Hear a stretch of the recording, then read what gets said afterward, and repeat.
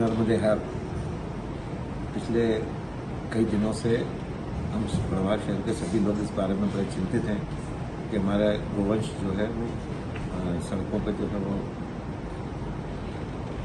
होता है और आए दिन एक्सीडेंट हो रहे हैं। कई गौ माताएँ जो है वो दुर्घटनाग्रस्त हो गई हैं, कई की जानें चली गई हैं। इसको लेके कल भी जो है वो हमारे विश्व हिंदू परिषद के लोग और गौभक्त गौ सेवक आए थे और उनसे भी लंबी चर्चा हुई।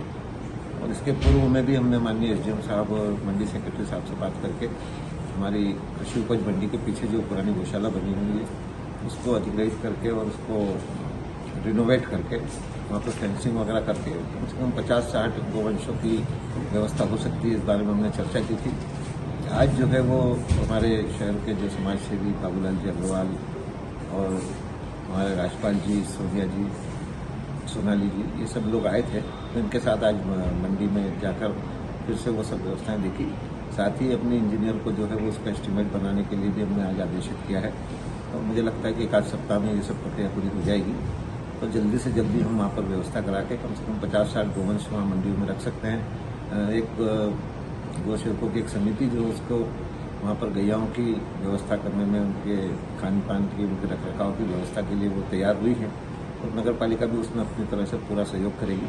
तो हम चाहते हैं कि बड़वाह शहर के सभी जागरूक लोग, सभी सनातनी लोग जो गौ माताओं में रुचि रखते हैं, इन सब के सहयोग से बड़वाह में गौ माताएँ जो है वो बेसहारा और के सड़क पर नहीं घूमें, दुर्घटनाग्रस्त नहीं हो, इसके लिए व्यवस्था करने जा रहे हैं। और आज इसी के निमित्त हम लोग मंडी में जाकर ये सब व्यवस्थाएं देखें और बहुत जल्दी हमारे इंजीनियर उसका एस्टीमेट वगैरह बना देगी तो वहाँ व्यवस्था करा देंगे।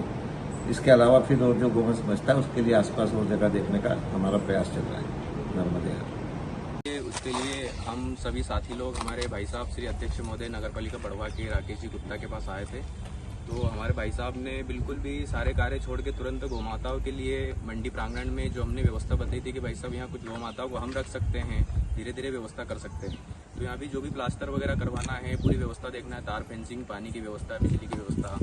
तो भाई साहब आए और तुरंत यहाँ पे व्यवस्था के लिए सुचारू रूप से जो दीदी है नगर पालिका से अधिकृत, उनको बोला है और कल से एस्टीमेट बना के कार्य चालू करेंगे। और भाई साहब का पूरा सहयोग रहेगा, हम लोग पूरी व्यवस्था में यहाँ पे देखेंगे। और इस काम के लिए गौ माता के लिए आप आगे आए, भाई साहब आपका बहुत बहुत धन्यवाद रहेगा। जय गौ माता।